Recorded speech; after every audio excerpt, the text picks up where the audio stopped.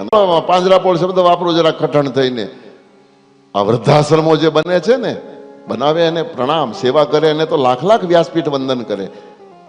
પણ ભારતીય સનાતન સંસ્કૃતિ માતૃદેવો ભવ અને પિતૃદેવોના દૂધ પીનારા આપણે અને આપણા મા બાપને જો આપણે એ વૃદ્ધાશ્રમમાં મૂકવા જાતા હોઈએ તો એનાથી બીજું નિષ્ઠુરતા કઈ હોઈ શકે? સમાજમાં દેખાય એટલે બોલવું પડે છે. એ વૃદ્ધોની પાંજરાપોળ જ કહેવાય. વૃદ્ધાશ્રમ એટલે બીજું શું? ગાયોની પાંજરાપોળ, વૃદ્ધોની પાંજરાપોળ, બીજું ભૂલો ભલે બીજું બધું, મા બાપને ભૂલશો નહીં. અગણિત છે ઉપકાર એના, એ વિસરશો નહીં. ભલે તમે કરોડો કમાતા હો ભલે, પણ મા બાપ જેના ના ઠર્યા એ લાખ નહીં રાખ છે એ માનવું ભૂલશો નહીં. પથ્થર પૂજા પૃથ્વી તણા, ત્યારે દીઠું તવ મુખડું, એ પથ્થરના પૂંજનારને પથ્થર બની ચૂંદશો નહીં. સંત પુનિતના શબ્દો છે. પણ અત્યારે સમાજમાં જીવતા હોય ત્યાં સુધી એની કોઈ વેલ્યુ નહીં, કોઈ. અને એમાંથી તે મુક્યા હોય ને એટલે આપણે બળતરા ઓછી લે. મા બાપ બળતરા છે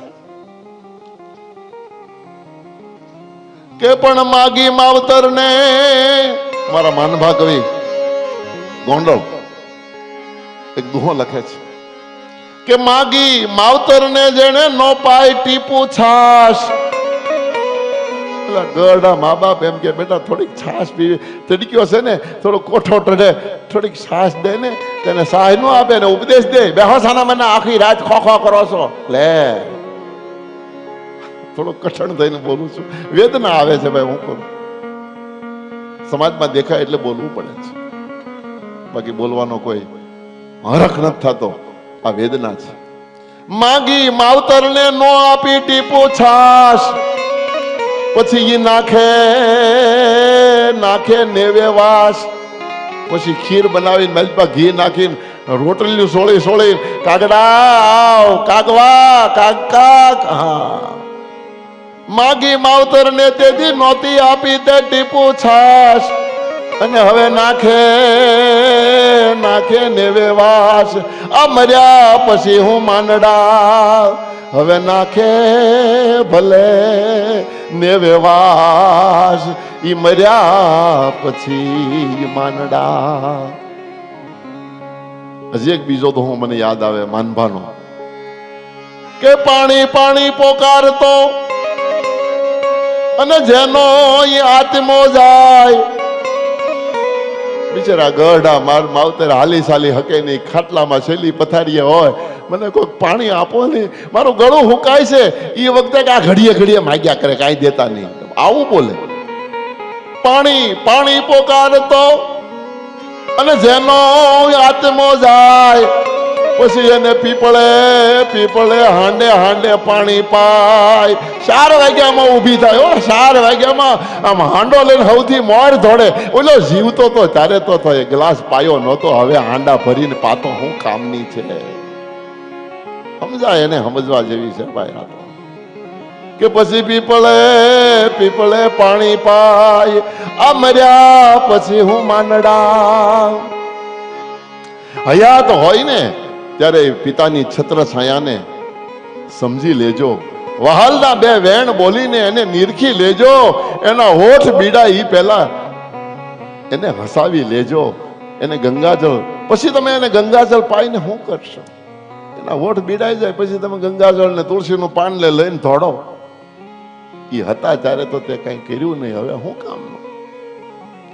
અંતરના આશીર્વાદ આપનારને એક ક્ષણ માટે હૃદય સાથે ભેટી લેજો. હયાત નહીં હોય ત્યાર પછી એની છબીને તું રોજ ગુલાબના હાર પહેરાવીને શું કરીશ? છે ત્યારે એને માણી લે, છે ત્યારે એનો અહેસાસ કરી લે. કાળની થપાટ વાગશે, અલવિદા થઈ જશે, પછી એ પ્રેમાળ હાથ તારા માથા ઉપર નહીં ફરે. અત્યારે મોકો મળ્યો છે તો એની પાસે બેહીને તારા માથા ઉપર માવતર તો તરત માથે હાથ મૂકે, એ ફેરવી લેજે. લાખ ઉપાય કરવા છતાં એ વાત્સલ્યનો લાવો પછી તને નહીં મળે.